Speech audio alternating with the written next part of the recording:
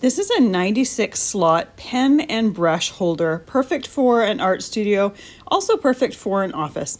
You just put each one of the pens or the brushes in one of the slots, and it's a great way to compact everything and hold it all in one spot.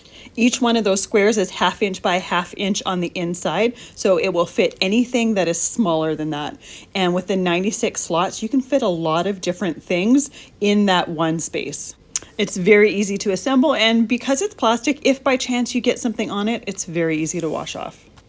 You can also put it towards its side, tilt it on its side, and have everything organized that way. It just depends on the shape of the things you put in there, whether that would stay in there or not. Like these pens taper a little bit, so they don't stay in there as well when they're on the top, but they're totally fine on the bottom.